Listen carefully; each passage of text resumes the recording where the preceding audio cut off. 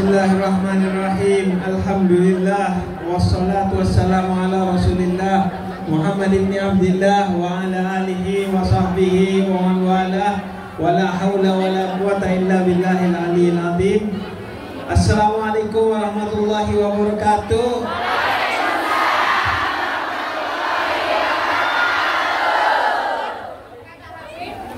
Sebenarnya saya itu groginya udah tadi di sesi pertama udah habis groginya. Yang sekarang itu bingung ya. Saya kalau tiba-tiba bisa ada di Hongkong, di tengah-tengah, mau bilang ke bapak-bapak ibu-ibu, bapaknya cuma satu ya. Di tengah ibu-ibu semua ini, bunda-bunda, bidadari, mama, mbak-mbak. Tapi yang jelas ya, saya itu tidak gampang bersedih. Saya itu apalagi tidak gampang meneteskan air mata. Buat yang sering nonton saya di YouTube atau di TV, itu kan jangan saya cengengesan orangnya.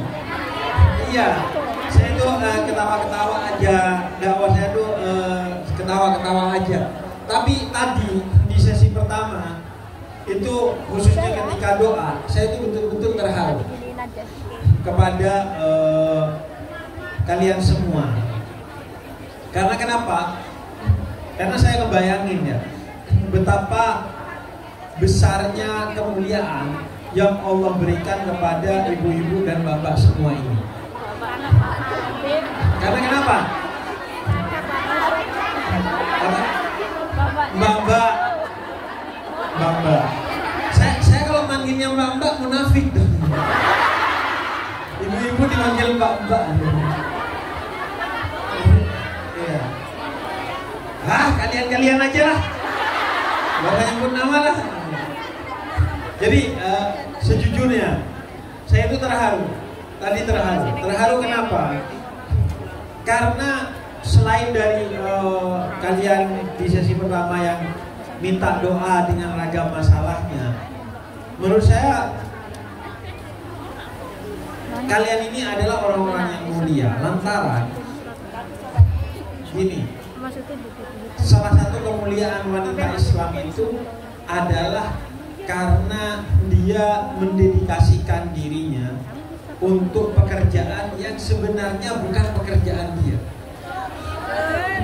Saya tadi cerita, kerja jangankan di Hongkong ya, kerja di Indonesia aja itu bukan pekerjaan kalian. Bahkan kerja di rumah aja itu bukan pekerjaan kalian. Pekerjaan rumah aja itu dalam Islam adalah kewajiban suami. Ya betul, karena menguntungkan. Coba merugikan. Iya. Ada yang gak punya suami katanya. Nanti kita doakan. Nah, jadi itu seharusnya kalau yang gak punya suami, pekerjaan rumah aja itu tugas orang tuanya, bukan tugas kalian sebagai perempuan. Karena itu Al-Quran itu memuliakan perempuan dengan bilang waqarna fi buyutikunna. Maka perempuanmu itu adalah jimatmu, keramatmu yang harus engkau simpan di rumahmu sebagai kehormatanmu. Tugas rumah aja itu bukan tugas perempuan. Dalam Islam, tugas urusan rumah itu adalah tugas suami. Kalau belum punya suami, tugas orang tua. Karena itu, suami yang meninggalkan istrinya dan tidak mengerjakan pekerjaan rumahnya, maka dia diwajibkan untuk menyediakan ART di rumahnya. Karena kenapa? Karena tugas rumah itu dalam Islam adalah tugas suami. Makanya Nabi Muhammad itu diriwayatkan oleh Sayyidah Aisyah menjahit bajunya sendiri, bikin minumannya sendiri, ngangetin makanannya sendiri, membersihkan rumahnya sendiri. Minimal semua urusan rumah yang terkait dengan diri beliau kerjakan sendiri. Dan setiap beliau minta tolong kepada Sayyidah Aisyah, maka beliau meminta tolong, sehingga ketika Sayyidah Aisyah melakukannya, maka itu adalah sedekahnya Sayyidah Aisyah kepada suaminya. Alhamdulillah. Jadi, nah, bagus tuh. Tugas istri apa? Jadi, tugas istri adalah dalam Islam melayani suaminya. Karena itu, ini pegang baik-baik.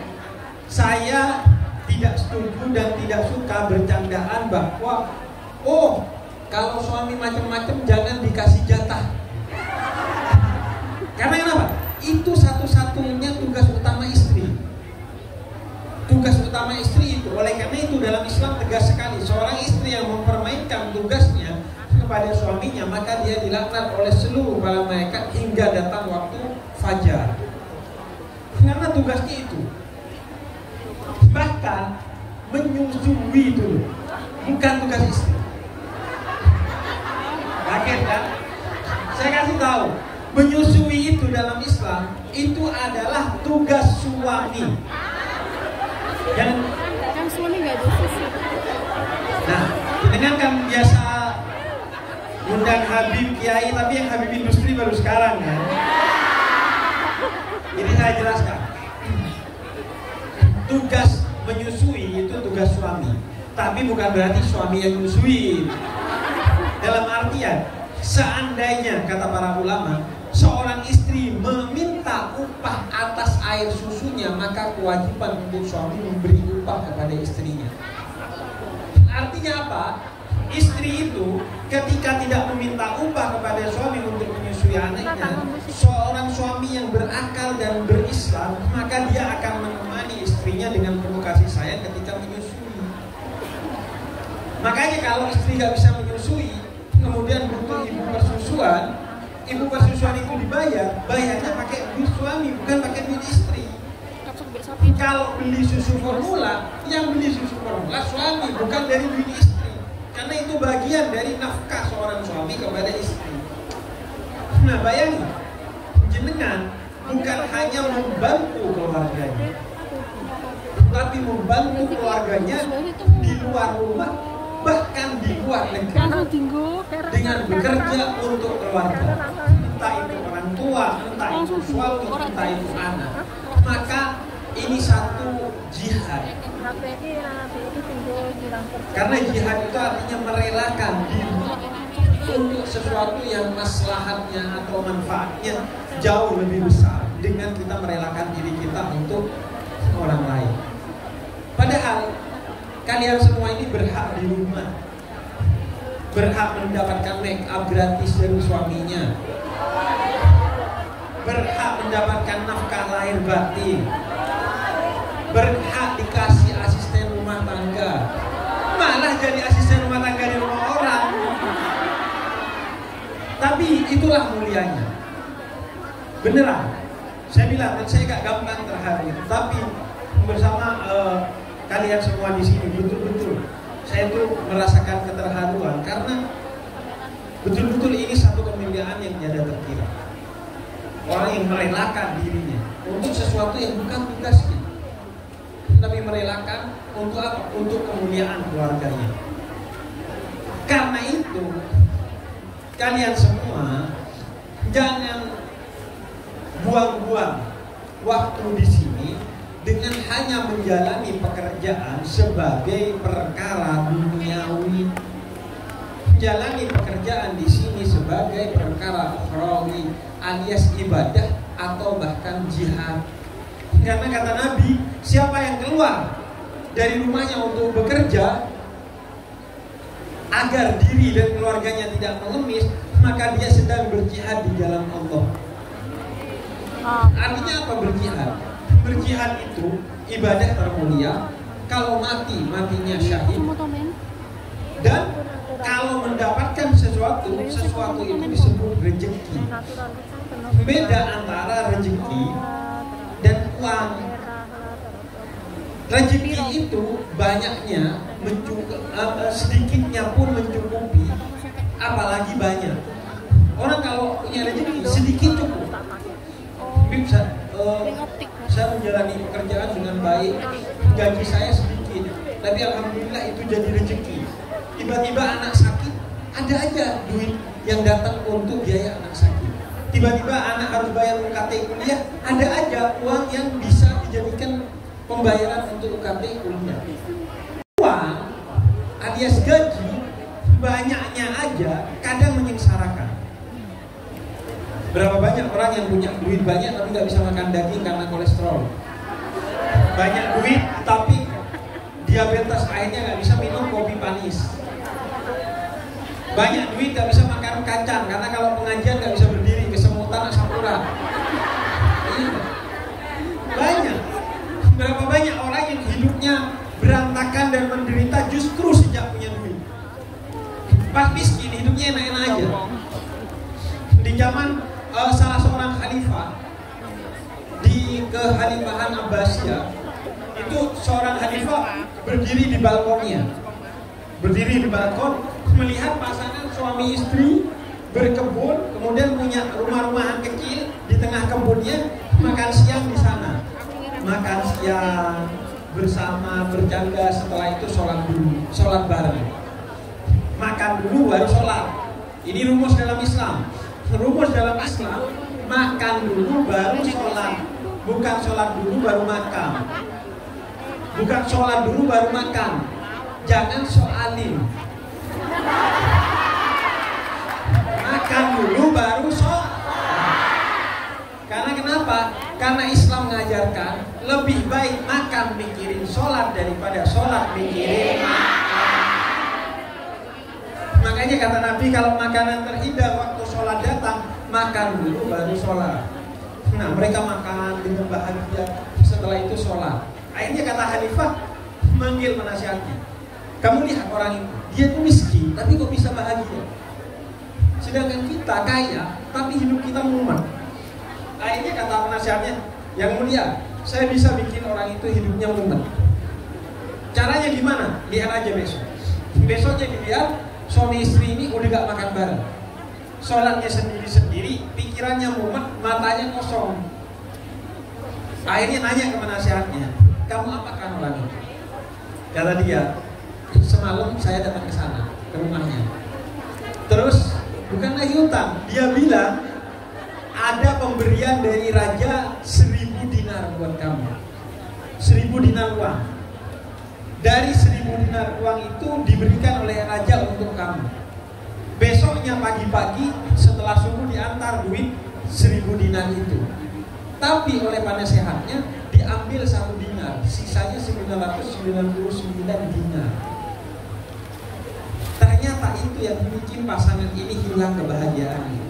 Waktu gak punya duit, dia bahagia, tapi dikasih duit gratis oleh raja 1000 dinar yang isinya cuma 999 dinar, malah hidupnya jadi hancur. Kenapa? Karena dia mikir yang 1 dinar ini kemana? Iya kan? Kadang kita hilang duit 1 juta ya, duit hilang 1 juta. Kemudian ada teman, kenapa kamu mau? Iya, duit saya hilang 1 juta. Yaudah nih, saya kasih kamu duit 1 juta sebagai gantinya. Tetap murung. Kenapa? Karena kita pikir seharusnya 2 juta di duit kita kalau nggak hilang. Kita kan gitu manusia. Hanya berpikir tentang yang tidak ada, bukan tentang yang ada. Hanya berpikir tentang doa kita yang belum terkabulkan, bukan berpikir berapa banyak keburukan yang Allah hindarkan dari kita. Sekarang deh, berapa ribu orang di Hong Kong yang hari ini meninggal. Di seluruh dunia berapa juta orang. Tapi kenapa bukan kita? Kan itu nikmat dari Allah. Tapi kita seringkali lalai. Bahkan kita sering berdoa kepada Allah dan marah karena doanya belum dikabulkan, padahal berdoa dengan mulut yang juga digunakan oleh kita untuk ngata-ngatain dan gibahin orang lain. Kalau lagi gibahin orang lain, berharap Allah itu tidak mendengar, tapi pas berdoa berharap pendengaran Allah itu kuat. Iya kan? Nah, karena itu kadang orang itu banyak duit gak bahagia, malah hidupnya sengsara sejak duitnya banyak. Waktu bersama keluarga hilang. Padahal salah satu nikmat yang lebih daripada duit, kata Nabi Muhammad, adalah waktu luang. Siapa yang punya waktu luang untuk jalan-jalan, untuk bersama keluarga, bersama anak, bersama ini dan itu, bersama teman, bersama kita semua untuk ngaji, itu adalah nikmat yang lebih berharga daripada uang, kata Nabi Muhammad. Selain kesehatan, uang tuh nikmat paling bawah. Karena itu banyak orang yang sejak punya uang justru hidupnya berantakan. Jadi uang itu banyaknya kadang menyengsarakan. Apalagi sedikit sudah pasti menyengsarakan. Udah uang sedikit lagi, gaji dikit lagi. Karena itu jangan sia-siakan pekerjaan ini di Hong Kong, jadikan sebagai ibadah kita, sehingga dapatnya rezeki. Dikirim ke suami, suami jadi benar. Dikirim ke anak, anak jadi sehat dan sekolahnya jadi lancar. Dikirim ke orang tua jadi berkah. Pokoknya dipakai apapun jadi baik. Itu bedanya rezeki sama uang. Caranya jalani kerjaan ini sebagai ibadah, bukan sebagai kerjaan doang. Karena kalau kerjaan doang gak nutup masuk surga. Sehari 8 jam kerja tidak dinilai ibadah. Sholatnya cuma 25 menit dibagi 5 sholat, masing-masing sholat 5 menit. Itu pun isya mepet sahur, subuh mepet duha, susah masuk surga. Karena itu mari jalani kerja ini sebagai ibadah bagi kita. Karena kenapa? Karena wa may yattaqillah yaj'al lahu makhraja wa yarzuqhu min haitsu la yahtasib. Siapa yang menjalani apapun dengan ketakwaan kepada Allah, maka Allah akan kasih solusi atas semua masalahnya. Inna ilallahi raghibun. Kalau kamu ingin semuanya baik-baik aja, kata Allah, kembalikan semuanya kepada Allah. Kami di sana, kita di sini. Pisah sama anak, anak di sana, kita di sini. LDR sama orang tua, LDR sama teman, LDR sama kampung halaman. Maka apa yang bisa menjamin bahwa yang di sana baik-baik aja? Apa yang menjamin bahwa yang di sana amanah? Apa yang menjamin semuanya akan dijalani dengan penuh kebahagiaan? Apa yang menjamin kita di sini tidak kenapa-kenapa? Ini negaranya orang. Saya mau masuk sini aja kemarin ribet banget. Iya, ditanya, kamu siapa, kata imigrasi? Saya Habib lah, kata saya.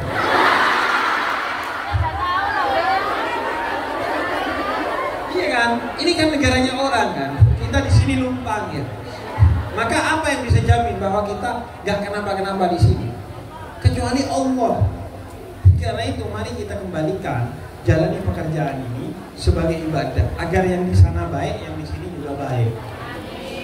Di sini baik, di akhirat juga baik. Nah, sebelumnya kita nanti akan bahas tentang keluarga. Yang tadi saya bahas tentang pekerjaan. Tapi nanti tanya jawabnya terserah. Mau tentang pekerjaan, mau tentang keluarga, mau pertanyaan tersesat lainnya, silahkan. Monggo. Karena awalnya saya akan menyampaikan apa yang ingin saya sampaikan. Setelah itu silahkan tanyakan apa yang ingin ditanyakan. Karena yang saya sampaikan belum tentu yang Anda ingin dengar. Jadi nanti biar saya jawab apa yang menjadi pertanyaan dari kalian semua. Nah, mengawali dengan ini, kita kan di sini jadi tamu, jadi tenaga kerja Indonesia. Nah, tipsnya kadang ya orang kerja di sini itu hatinya setengah. Karena kenapa? Karena di sini bukan negaranya sendiri. Bingung. Saya mau berbuat baik di sini, tapi ini kan bukan negara saya sendiri. Gak peduli sama Hong Kong. Toh negara saya Indonesia. Toh saya akan balik ke Indonesia. Toh saya akan insya Allah wafat di Indonesia dan dikuburkan di Indonesia. Selain itu belum tentu. Karena malaikat maut datang gak pakai notifikasi kayak Shopee. Juga karena begini, Nabi itu bukan hanya cinta tempat kelahirannya. Nabi itu cinta juga tempat beliau bekerja. Nabi itu lahir di Mekah, maka Nabi mencintai Mekah. Bahkan ketika diusir dari Mekah, Nabi menangis karena diusir dari Mekah dan membuat syair, wahai Mekah, seandainya bukan karena aku diusir oleh orang-orang yang membenciku di tempatmu, maka aku tidak akan pernah keluar dari engkau, wahai Mekah, kata Nabi. Tapi Nabi juga mencintai Madinah, tempat beliau mukim dan bekerja. Makanya ketika Nabi keluar dari Madinah, dalam berbagai riwayat, Nabi itu pengen segera pulang. Kalau udah pulang, Madinahnya udah kelihatan, tapi masih jauh karena di gurun pasir. Dari jauh kan udah kelihatan, oh itu Madinah. Beliau itu sudah tersenyum karena begitu cintanya beliau kepada Madinah. Maka kita diajarkan oleh Nabi Muhammad bahwa pergi dari tanah air kita itu bukan perkara mudah, itu perkara berat. Karena itu ganjarannya di sisi Allah begitu besar, sampai Nabi pun menangis karena harus keluar dari tanah kelahirannya. Padahal Nabi diusir. Tapi kalian semua gak diusir dari Indonesia, tapi pergi dengan sendirinya. Tentu lebih berat. Kalau diusir ya udah, tapi ini pergi sendiri karena tuntutan ini dan itu, maka itu jauh lebih berat. Artinya kemuliaan ada pada kalian semua. Kemudian yang kedua, sebagaimana Nabi tidak hanya mencintai Mekah tanah airnya, tapi juga Madinah tanah mukim dan kerjanya, maka cintailah bukan hanya Indonesia, tapi juga Hong Kong ini. Cintai ya. Artinya apa? Artinya mencintai itu apa? Artinya budaya di sini yang tidak bertentangan dengan agama kita itu diindahkan. Peraturan di sini harus diikuti. Budaya di sini itu harus juga kita hormati. Kalau yang baik kita juga ikuti. Nah, itu yang kedua.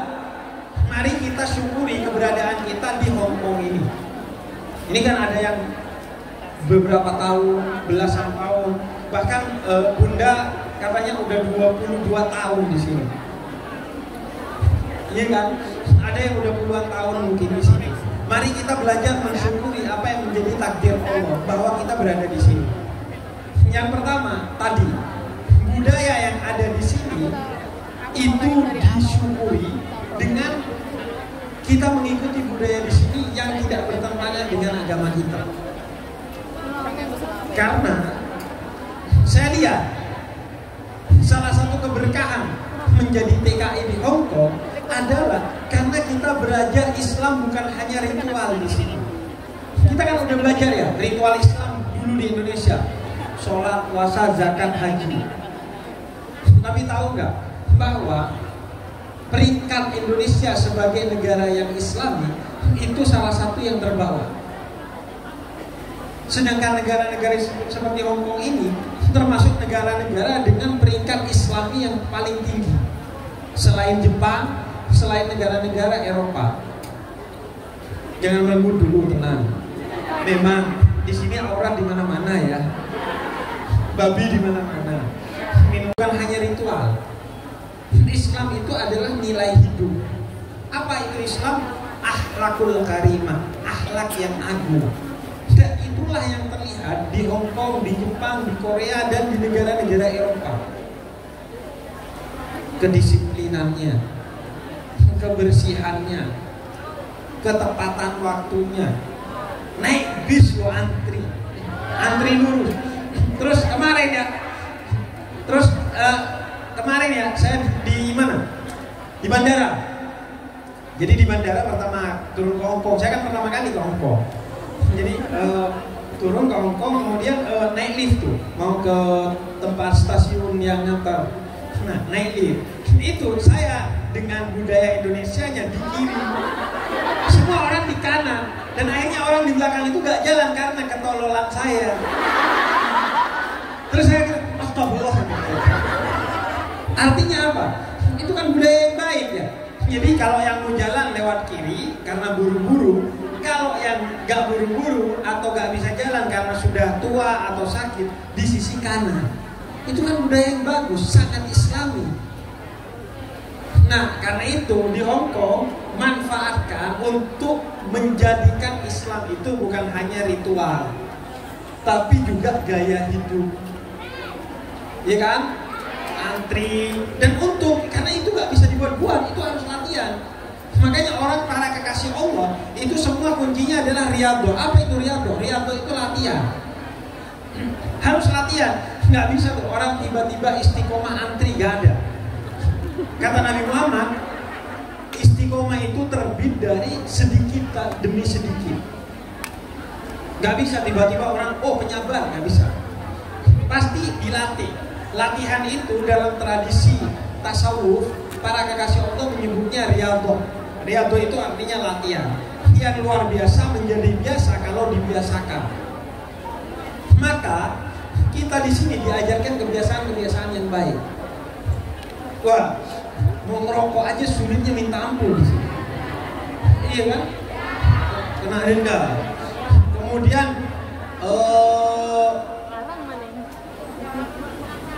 buang sampah. Terus ini loh, lampu merah. Iya, mau nyebrang, nunggu lampu hijau buat menyeberang. Lah kosong loh, kata aku. Padahal kosong, lopot ngenteni. Iya, kosong ngapain nunggu? Iya, maksudnya itulah kan, Islam nggak itu? Itulah, kita hanya dididik. Saya tuh pas ngantri itu, tapi alhamdulillah jadi pembelajaran bagi saya bahwa ya seharusnya Islam itu begitu. Itu dari segi gaya hidup. Nah ini kita belajar kan, pulang dari Hong Kong Anda itu seperti pulang dari Mekah, makin Islami. Oh, asalkan menjaga kebiasaannya ya, Insya Allah. Jadi nanti Anda kalau udah pulang ke Indonesia, semoga menjadi TKI Hong Kong yang mabrur. Serius. Mabrur. Karena kenapa? Belajar Islam di sini. Iya enggak? Di sini disiplin waktu, antri, tidak telat. Oh, pokoknya semua bagus ini. Tapi kan Bib di sini Bib, masjid sedikit. Aurat di mana-mana. Nyari makanan halal susah. Justru itu juga pembelajaran buat Islam. Karena kenapa? Karena kata Nabi, yang paling besar pahalanya adalah orang yang ke masjidnya paling berat, paling jauh, paling banyak langkahnya. Jadi di sini kita mungkin sholat sulit, cari masjid repot. Bahkan di rumah aja, kadang tadi ada yang curhat, di rumah aja sholatnya berat karena majikannya begini dan begitu kan. Tapi itulah justru yang menyebabkan Islam kita itu menjadi besar pahalanya di sisi Allah. Amin. Karena ujian itu. Apalagi sampai disempetin ngaji. Wa ma kana Allah yu'adzibahum wa anta fihim wa ma kana Allah mu'adzibahum wa hum yastaghfirun. Kata Allah, Allah tidak akan memberikan azab kepada orang yang masih disempet-sempetin ngaji. Jadi insya Allah setelah ini nggak ada azab yang diturunkan ke teman-teman semua. Jadi alhamdulillah barokahnya di Hong Kong Islamnya makin kuat, ritualnya makin hebat, kemudian muamalahnya belajar dari kebiasaan orang di sini. Dibawa ke Indonesia dipanggil Bu Haji, karena benar-benar kayak orang pulang haji. Karena apa bedanya orang pulang haji dan nggak pulang haji? Bukan gelar haji, bukan berangkat ke Mekah ke Madinah.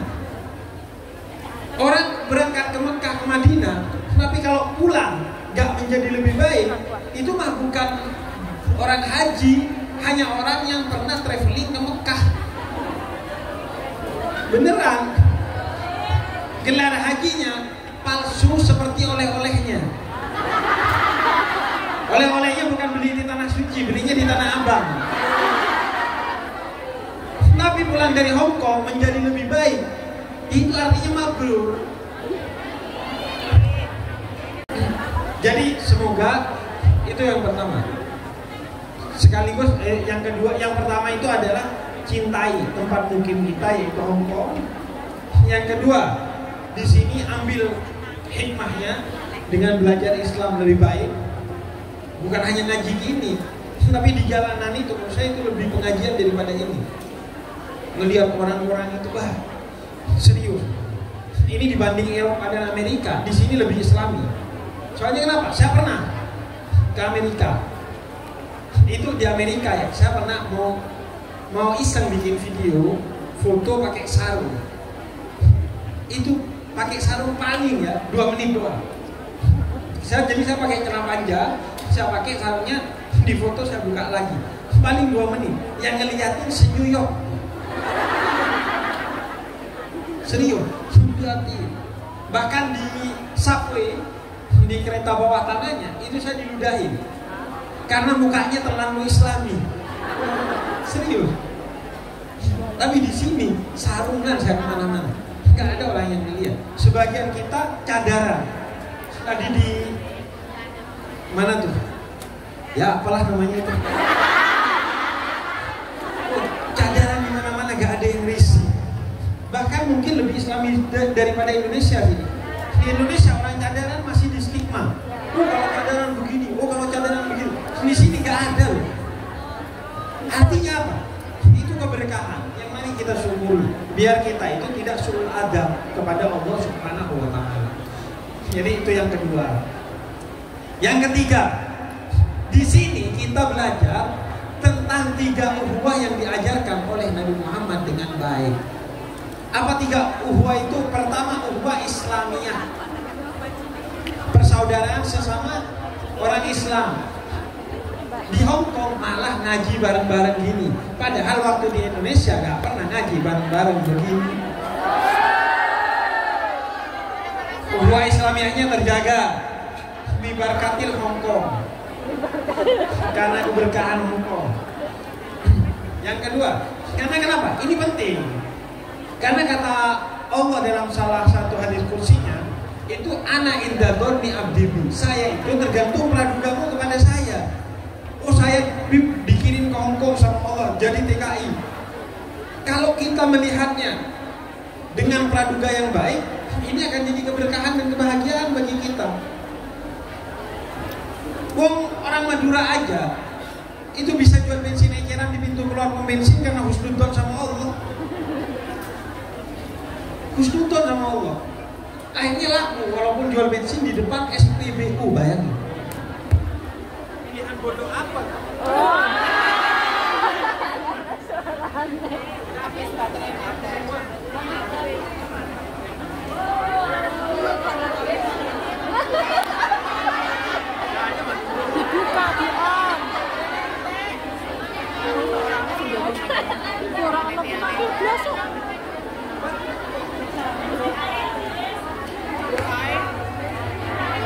Oke.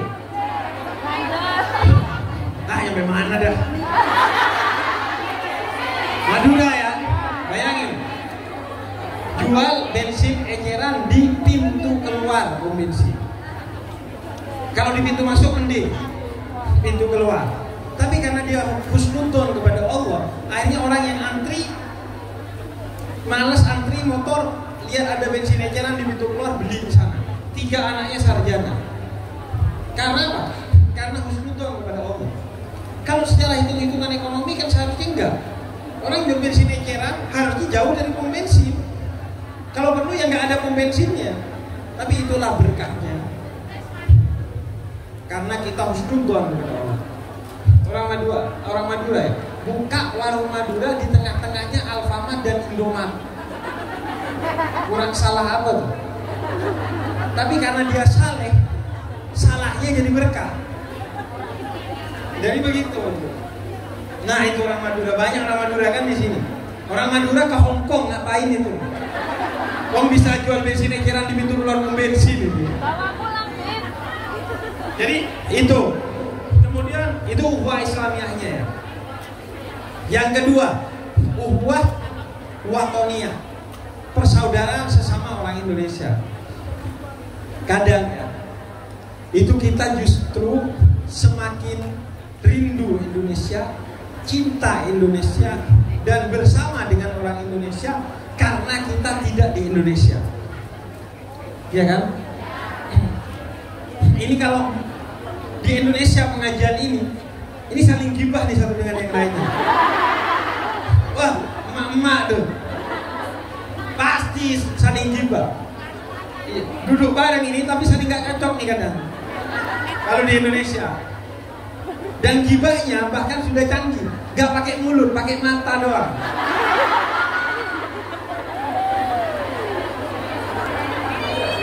Udah saling mengerti kode morsalnya tuh. Saling tahu kode dajjalnya tuh.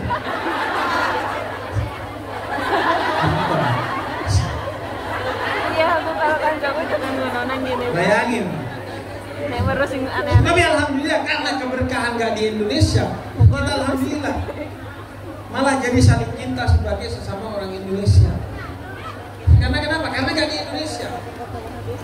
Karena kita punya imajinasi bahwa sebagai sesama orang Indonesia kita ini saudara.